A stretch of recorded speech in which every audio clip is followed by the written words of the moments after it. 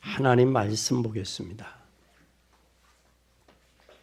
하나님 말씀은 로마서 16장 5절을 봉독하겠습니다.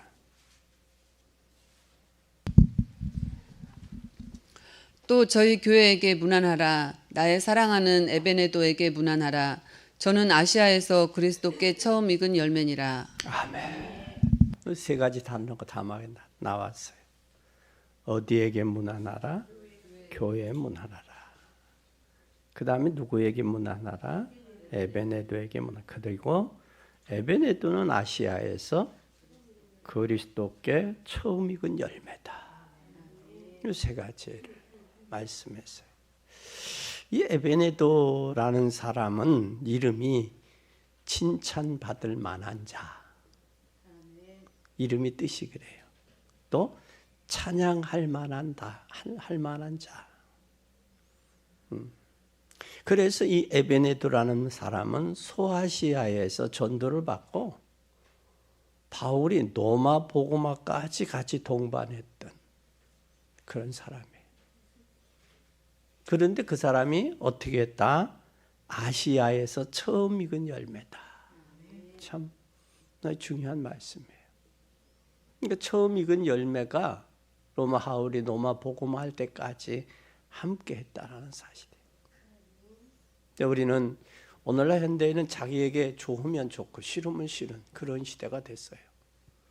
오늘의 친구가 내일의 적이 되고 자기의 이익과 요익을 위해서는 헌신짝처럼 버리는 그런 세대가 됐습니다.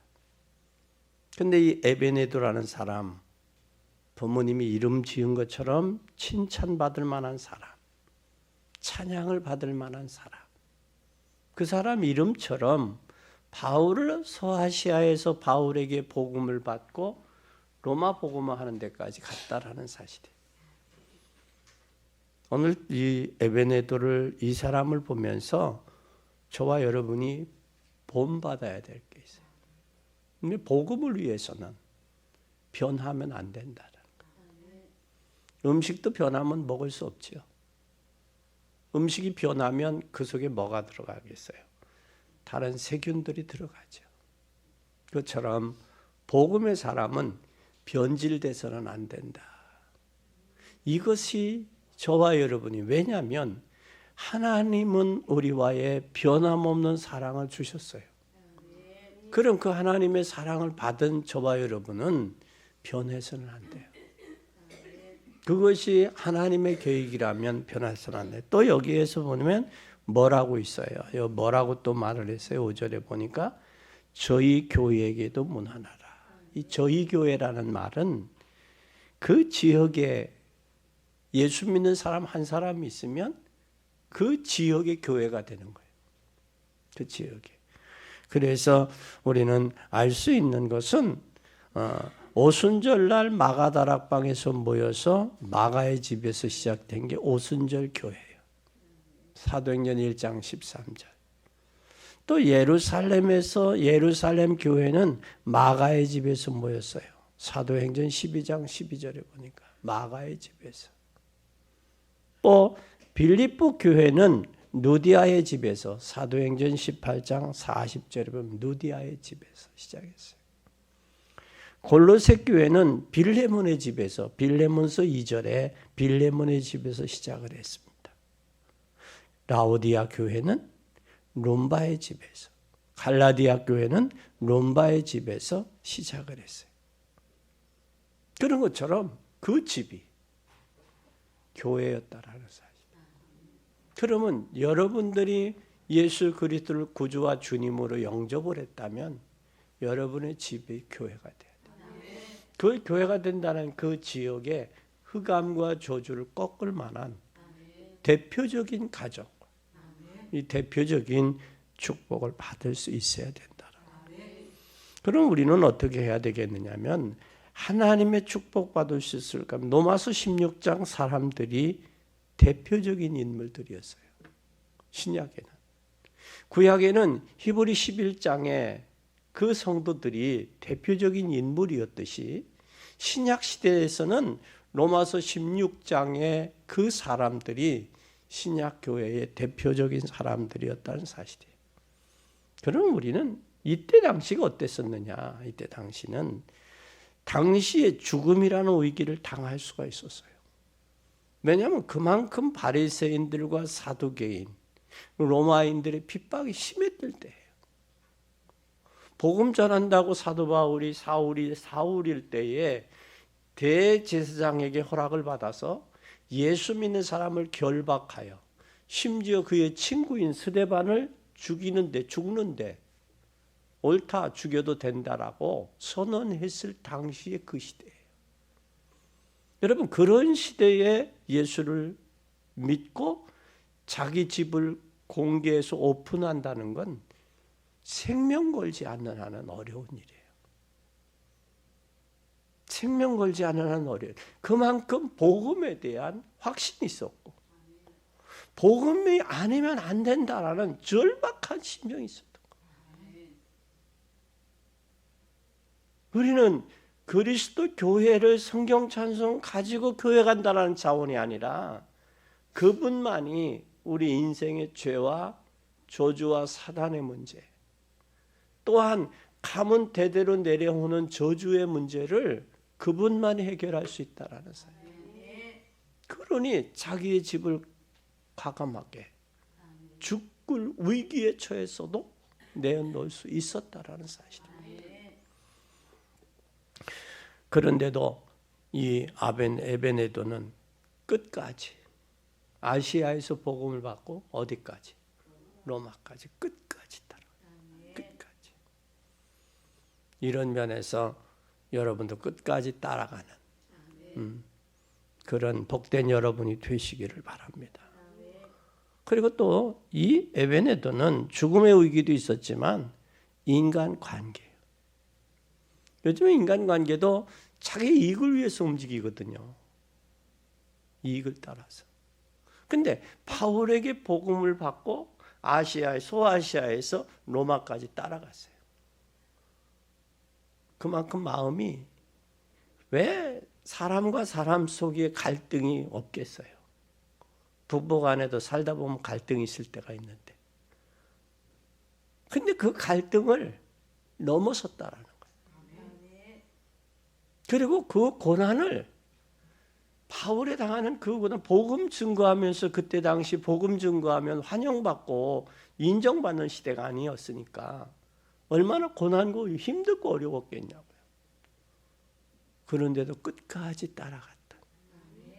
그의 성품을 우리는 본받을 수가 있어요. 빈덕스러운 사람 되지 마요. 또 세 번째는 여기는 영적인 문제예요. 처음에 복음 받았던 그 마음이 로마까지 가면서도 빈덕스럽고 변하지 않았다는 거예요.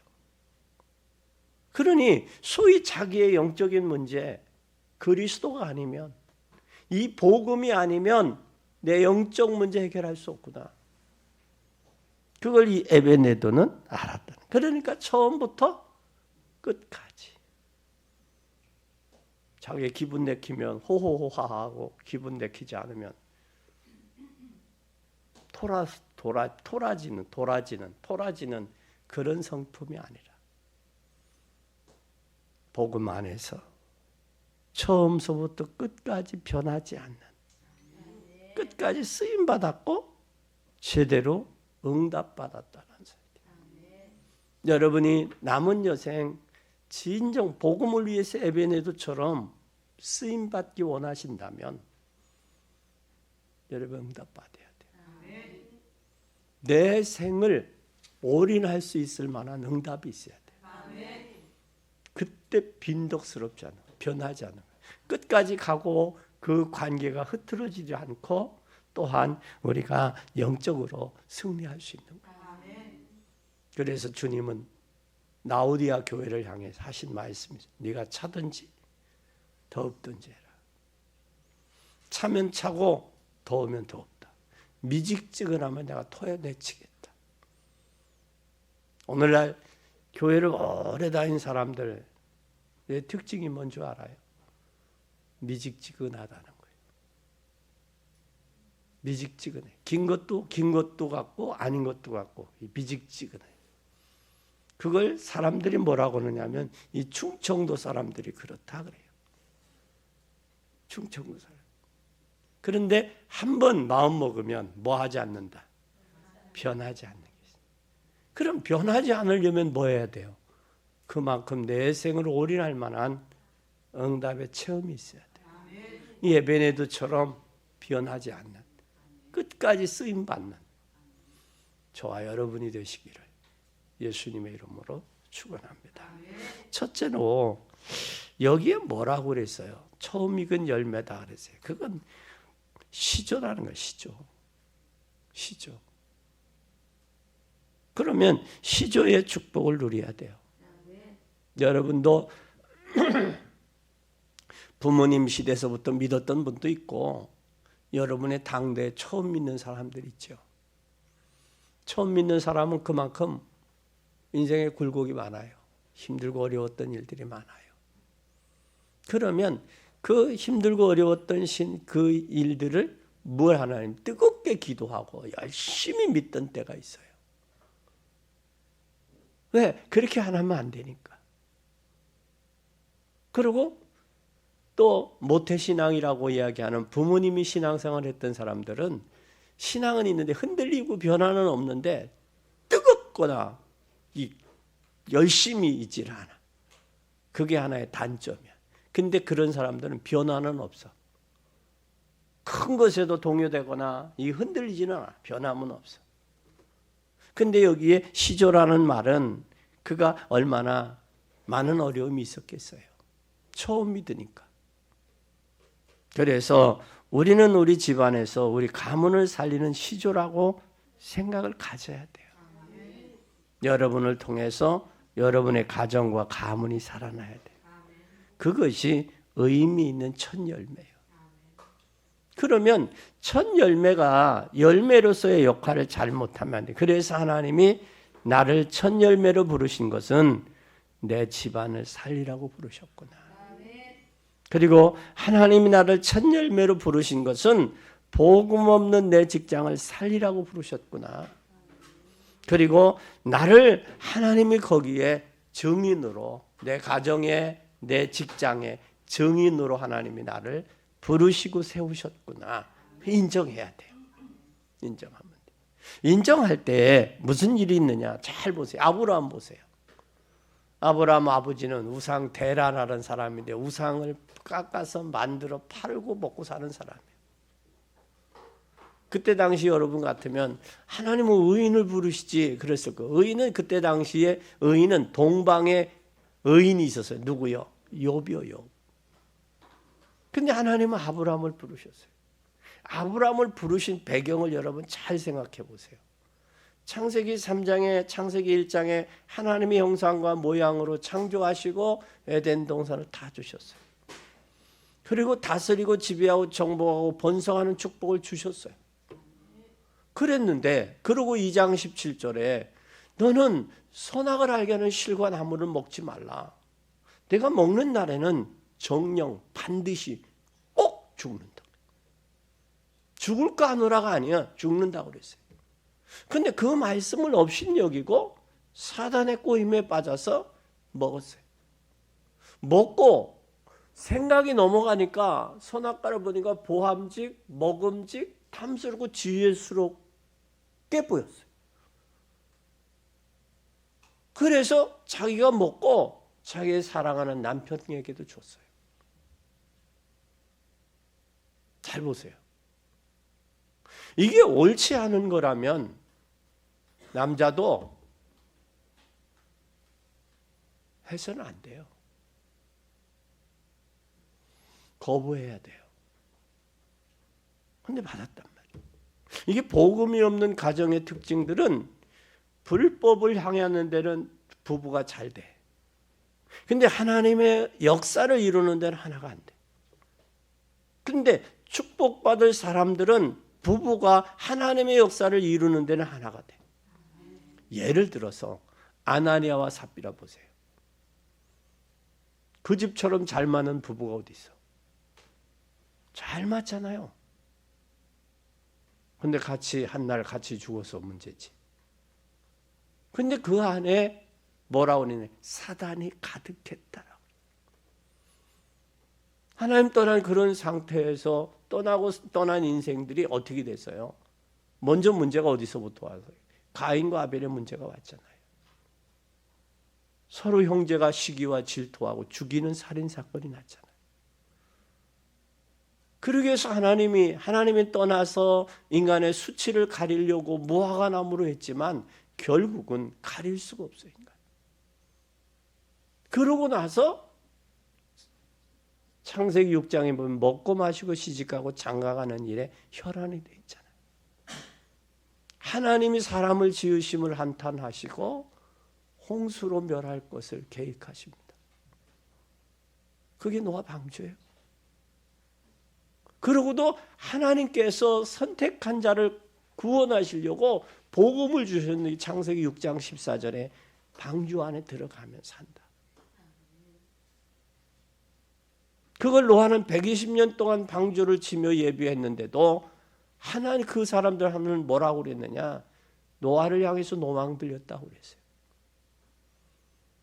노망 들렸다고 그랬어요. 요즘에 자식들이 부모의 말을 안 듣는 이유는 꼰대라는 프리미엄을 씌워서 그래요. 그와 똑같은 거예요. 어른들 말을 경청하지 않은, 어른들의 지혜를 경청하지 아니하는 요즘의 시대와 그 시대와 다를 바가 없어요. 그래서 노아의 저기들이 시대를 망할 것을 이야기했잖아요. 사람들이 뭘로 여겼어요? 농담으로 여겼대요. 농담으로. 어른의 교훈을 농담으로 여기는 그 시대. 지금 이 시대가 그 시대예요. 그래서 하나님이 심판할 수밖에 없어서 심판을 했어요. 그리고 심판을 하고 나서 하나님이 이제는 물로다 이제는 죽어서는 안 되겠다라고 해서 제2의 바벨탑을 쐈어요. 지금 우리나라 정치 선거가 왜 이렇게 난장판이 됐냐? 대구 보자는 식이에요. 되면 국회의원이 되면 방탄이 되니까. 국회의원이라는 그 배지가 방탄이 되니까 대구 보자는 식이에요. 이제는 바뀌어야 돼요. 제2의 바벨탑도 결국은 뭐하냐? 무너지게 돼 있어요. 그 이후에 하나님께서 아브라함을 부르셨다는 사실이에요. 잘 보세요. 그래서 본토 친척 아비집을 떠나라고 했는데 떠나야 안 떠나요? 떠나면서 뭐 해요? 누구를 데리고 가요? 조카 롯을 데리고 가요. 조카 롯을 데리고 가고 결국은 조카 롯 때문에 갈등이 와요. 갈등이 와서 헤어지잖아요. 결단하고 헤어지잖아요. 그리고 하나님을 떠나면서 뭐냐? 자기 아버지 데라가 돌아가시고 나서 떠나는 거예요. 불신앙 그 가운데 있다. 우리는 이 아브라함처럼 갈대아 우르를 처음으로 신앙이 시작했던 아브라함을 믿음의 조상이라고 그랬어요. 여러분도 여러분의 가정에, 여러분의 가문에 믿음의 조상으로 바로 서기를 예수님의 이름으로 축원합니다. 두 번째는 그 모세예요. 모세는 여러분 배우세요. 배경을 잘 보세요. 430년 동안 애굽에 노예 생활하고 있어요. 그때 하나님께서 모세를 복음으로 접한 사람. 복음으로. 너는 히브리인이다. 너는 하나님을 섬기는 민족이야. 이 민족은 지금 애굽에서 노예로 있어. 이 민족을 이끌고 가나안에 가야 돼. 그것이 하나님의 모세를 그때 당시 세운 거예요. 모세를 세웠을 뿐만 아니라 처음에 고백했던 사람이 있어요. 베드로 마태복음 16장 16절에 주는 그리스도시요 살아계신 하나님의 아들이라고 고백했던 베드로. 그 베드로의 고백을 저도 믿습니다. 또 한 여러분도 믿습니다. 그 처음 고백이 중요한 거예요. 그것뿐만 아니라 바울은 그 이후에 베드로가 처음 고백한 이후에 바울은 사도행전 13장 1절에 보면 첫 선교사, 처음으로 선교사로 나가요. 그래서 사도행전 13장, 16장, 19장에 점술과 무속과 우상과 싸워서 결국은 로마까지 가는 선교사로서 나갔어요. 이제는 저와 여러분이 집안에 제일 처음 복음을 깨닫고 신앙생활할 사람은 누구냐? 그 신앙생활의 첫 열매가 되기를 예수님의 이름으로 간절히 축원합니다. 하나님이 나를 첫 열매로 부르셨다. 두 번째는 그럼 첫 열매의 하나님의 방법은 뭘까? 첫 열매로 하나님이 나를 첫 복음의 시조로 부르셨다면 하나님의 방법을 알아야 되겠죠. 그 방법은 복음 안에서 일어나는 계속되는 응답을 찾아내야 돼요. 응답을 찾아내야지. 만약에 오늘의 말씀이 뭔가 또 오늘의 응답이 뭔가 약간만 찾아놔도 역사에 일어날 거예요. 왜 이 말씀을 하셨을까? 아시아에서 처음 익은 에베네도 무난하라. 이 에베네도처럼 아시아에서 처음 익었다라. 처음 신앙생활했다. 그를 통해서 로마 복음화까지 사용했던 것처럼 여러분도 처음 익은 자로서 복음화에서 일어나는 계속 응답을 찾아내시길 바랍니다. 이걸 찾아내면 적어도 300% 응답은 받을 수 있어요. 여러분을 통해서 여러분의 자녀, 또 여러분을 낳은 여러분의 부모, 이게 300% 이게 3대예요. 3대. 1대는 100%, 2대는 200%, 3대는 300%. 그래서 여러분의 말을 가장 잘 듣는 사람이 누구예요? 자녀예요. 자녀는 200%, 내가 100%, 내 자녀가 200%. 그리고 여러분의 말을 가장 잘 듣는 분이 누구예요? 친정어머니, 친정아버지. 왜? 어머니, 아버지가 나를 낳기 때문에 자녀의 말은 콩으로 매주 쓰지요. 팥으로 매주를 쓴다고 해도 믿어. 왜? 자녀이기 때문에. 자녀이기 때문에. 여러분이 복음의 시조가 되고 가문이 돼서 300%의 응답을 받으시기를 바랍니다. 또 뿐만 아니라 이제는 우리가 어떤 응답을 받아야 300% 갱신하면 돼요. 응답을 받아야 갱신이 돼요. 응답이 안 받으면 가치를 몰라요. 응답을 받을 때 가치를 알게 돼요. 그 가치가 뭐냐? 내용에 대한 확신한 것이 있어야 돼요. 복음에 대한 확신이. 왜? 내가 이 복음에 대한 확신이 있을 때 흔들리거나 낙심하거나 동요되지 않아요. 그리고 그 복음의 내용에 대한 확신이 있다면 그 다음에는 하나님의 계획이 분명해야 돼. 나를 향한 하나님의 계획. 그것을 우리는 천명이라고 그래요. 나를 향한 것은 사명이라고 그래요. 그것뿐만 아니라 여기에 현장을 만들어 놓고 하나님 기다린다. 이게 소명이에요. 내가 가야 될 그곳이 하나님이 현장이 있는데 그 현장을 하나님 기다리고 있다는 사실이에요. 누구가 처음 익은 열매 300% 응답받을 사람이 오기를 기다리고 있다는 거예요. 이것이 하나님의 방법이에요. 하나님은 여러분을 축복하시고 일하도록 하지 축복 안 하고 일하는 방법이 없어요. 축복을 하시고 내가 축복을 못 받았다 하는 사람 일하지 마시고 내가 축복을 받았다 하는 사람들은 일을 하세요. 헌신하시고. 그 다음에 세 번째 우리 어떻게 헌신할 것이냐. 어떻게 할 것이냐. 하나님 앞에 산제사 드리세요. 로마서 12장 1절에 하나님 앞에 산제사 드리세요. 몸으로. 하나님이 기뻐하는 예배. 이 예배가 하나님 앞에 산제사예요. 여러분 자신을 산제사로 하나님께 드리는 게 예배예요. 예배에 실패하지 마세요. 예배 실패는 영적으로 어떻게 되느냐? 영적인 힘을 잃어버려요. 영적인 힘을 잃어버리면 세상의 세파에 못 이겨요. 감당할 수가 없어요.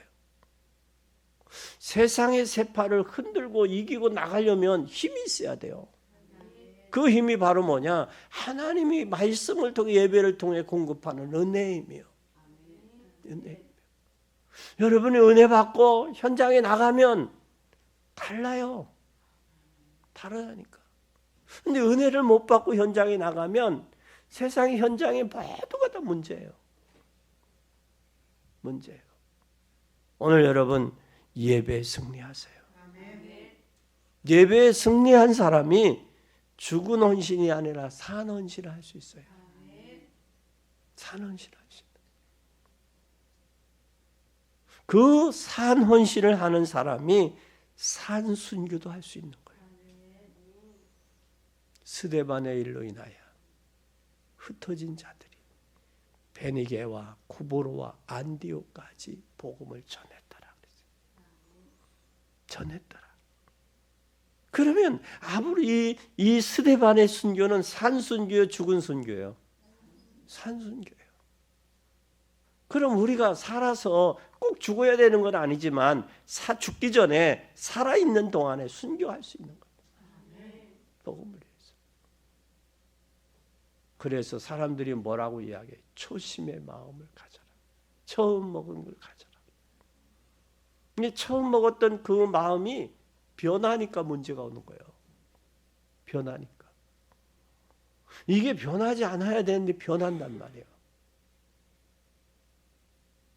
왜 사람들이 지탄하고 그러냐? 그 마음이 변하니까 그래요. 내가 어느 식당을 갔는데 그 식당의 음식이 맛있더라고. 그래서 사장님한테 그분이 음식을 새로 메뉴를 개발해서 가지고 와. 가지고 오면서 목사님 맛있죠? 맛있죠? 평가해달래. 요건 이렇게 했고 요건 이렇게 했으면 좋겠어요. 그런데 그렇게 해서 나와. 목사님 또 어때요? 다음에 가면 또 어때요? 가지고 이만하면 됐어요. 그러면서 그 사장님한테 부탁한 거예요. 지금처럼 그 마음 변하지 말고 하세요. 돈 벌었겠어요? 못 벌었겠어요? 벌었어요. 돈을 벌었는데 어느 날 내과를 나갔더니 내과에서 만났어요. 깜짝 반가움 인사하더라고요. 어떻게 됐냐면 사모님이 아파서 식당을 접었다는 거예요. 서서 하도 일을 하니까 아프죠. 네. 그러니까 돈을 많이 번다고 좋은 건 아니에요. 돈을 많이 번다. 그러니까 아파야 되니 아프기까지 얼마나 많은 몸을 혹사를 했냐고. 그러면 그렇게 하면서 또 소비가 되는 거예요. 그러면서 목사님, 저는 취미를 하나 가졌습니다. 뭐예요? 그러니까 카메라를 사고 사진을 찍더라고. 그러면서 다녀. 그것처럼 우리는 건강도 해야 되겠지만 반드시 변하면 안 돼요. 우리가 갱신해서 하나님 앞에 산 순교가 돼요. 이 세 가지를 한마디로 합치면 언약 안의 복음으로, 언약 안의 복음으로, 하나님의 약속 안에서 어디로? 복음으로 들어가자. 복음으로 들어갔다면 오늘을 누려야 돼요. 오늘을 복음으로 누리는 이것이 산 헌신이야. 오늘을 누리면 계속해서 응답이 오겠죠. 이게 산 순교예요. 응답을 누리며 증거하는 삶이에요. 그러면 이제 결론입니다. 여러분 이렇게 되면 어떻게 하겠어요? 핍박이 두렵지 않죠? 핍박이 두렵지 않습니다. 또 핍박이 두렵지 않고 뭐를 알아요? 결론을 알아요. 결과를 아는 사람은요 동요되거나 낙심하지 않아요. 절대 안 합니다. 결과 미래를 안 보고 모르기 때문에 낙심하고 절망하는 거예요. 그러면 우리는 이스라엘의 말로가 어떻게 될지 알잖아요. 그래서 예수님이 예루살렘아 예루살렘아 암탉이 뭐를 모음처럼 병아리를 모음처럼 내가 너희를 얼마나 그렇게 모았냐. 이제라도 늦지 않았으니 회개하고 돌아와라 그 말이에요. 그 말씀의 내포에는 암탉이 병아리를 모음처럼 내가 너희들을 모았지 않냐. 근데 결국은 배반해서 그들이 전 세계의 유랑민족이 됐잖아. 독립도 자기네들 스스로의 나라의 힘에 의해서 독립된 게 아니라 주변 나라에 의해서 독립된 게 이스라엘이에요. 원인은 뭘까요? 복음을 주셨어요. 주신 그분을 십자가에 못 박았어요. 거부해서 민족이 그래요. 그래서 AD 30년에 예수님 십자가에 못 박고 70년에 로마가 멸망했잖아요. 로마에게. 네? 로마가 70년에 멸망하고 나서 75년 폼페이 역사가 일어나고 완전히 화상이체가 된 거예요. 지금도 이스라엘에 가면 예루살렘의 성전에 있는 그 성전 자리에 뭐가 있느냐? 회교도 사원이 있어요. 그래서 이스라엘 민족은 지금도 뭐 하느냐? 통곡의 벽에 가서 통곡하고 우는 거예요. 지금도 뭐 하려고? 회복해달라고. 주님은 십자가에 못 박고 전 세계 유랑민족을 흩어지고 하나님의 성전이 있었던 그곳에 회교도 사원이 세워지고 통곡의 벽에 가서 통곡하고 운다고. 그게 이스라엘의 역사예요. 그게 민족의 비극이요. 그렇다면 우리는 반드시 이스라엘의 미를 말로를 알아야 돼. 복음 없이 복음을 반대하고 핍박하는 자, 교회를 하나님을 대적하고 교회를 대적하는 자는 산산이 부서지리라고 성경에 약속되어 있어요. 성경에 부서지게 돼 있어요. 그래서 교회를 핍박하고 교회를 잔멸했던 사람들이 자손들이 잘 되는 법이 없어요. 여러분 에베네도처럼 소아에서 복음을 받고 로마까지 변하지 않고 인간 관계가 지속되면서 갈 수 있는 그 역사가 있어지기를 바랍니다. 로마의 말로 보세요. 로마가 동로마 서로마가 나눠지면서 지금 유럽에 70개국으로 나눠졌잖아요. 로마가 그렇게 막강했던 로마가. 그 말로에는 뭐가 왔느냐? 성적인 타락이 와서 원형 경기장도 있었을 뿐만 아니라 원형 목욕탕도 세워서 남녀가 혼탕이 세워졌을 때가 로마예요. 그래서 로마의 남자들이 자식을 부인에게 못 맡기고 누구에게 맡겼느냐? 유대에서 포로로 잡아왔던 유대 여자들에게 맡긴 거예요. 그래서 로마가 복음화됐던 거예요. 콘스탄틴 황제 때. 복음화되고 나서 복음이 지속되지 못하니까 타락이 오고 타락이 오면서 망한 거예요. 하나님이 주신 축복도 잘 관리해서 하나님의 역사를 이룰 수 있기 바랍니다. 또 뿐만 아니라 복음 가진 전도자는 어떻게 돼야 되느냐? 절대 두려워할 이유가 없어요. 여러분에게 복음이 있다면, 여러분에게 언약을 잡고 헌신하는 여러분이 되기 바랍니다. 여러분의 복음의 사람, 하나님의 사람이라면 절대 두려워하지 마세요. 그리고 두려워하지 말고 여러분이 오늘 이 언약의 약속을 붙잡고 헌신하는 여러분 되기 바랍니다. 저와 여러분에게 믿음 안에 있으면 쉬워요. 믿음 밖에 있으면 어려워요. 믿음 안에 있으면 가능해요. 그래서 바울은 능력 주시는 자 안에서 능치 못한 일이 없다 그랬어요. 능력 주시는 자. 그 바울의 고백이에요. 그러면서 호란한 곤과자 내 마음에 악한 마음과 선한 마음 두 마음이 싸운다 그랬어요. 그러면서 고백하기를 누구든지 그리스도 안에 있는 자는 정죄함이 없나니 생명의 성령의 법이 죄와 사망의 법에서 우리를 해방했다 그랬어요. 해방했다. 이제는 우리가 진정한 언약 안에서 복음으로 오늘을 놓치지 말고 하나님이 역사하는 그런 증인들이 되기를 바랍니다. 그리고 또한 여러분은 현장을 통해서 살아나는 역사가 있어야 돼요. 현장에서 하나님이 역사하는 것이 보여져야 힘이 나요. 힘이 나. 그리고 또 이 언약 붙잡고 현장에서 꼭 승리하세요. 그러려면 하루에 5분만이라도 헌신해 보세요. 5분만이라도. 그 헌신하기 전에 언약을 잡고 기도하고 헌신하세요. 기도하고. 그러면 여러분 오늘의 전도, 오늘의 말씀이 뭔가, 또 오늘의 전도가 뭔가, 또 오늘의 기도가 뭔가를 붙잡게 돼요. 이게 발견되고 붙잡아져. 이게 붙잡아지면 여러분 그 뒤에는 어떤 일이 일어나는지 한번 기대해 보세요. 어떤 일이 일어나나.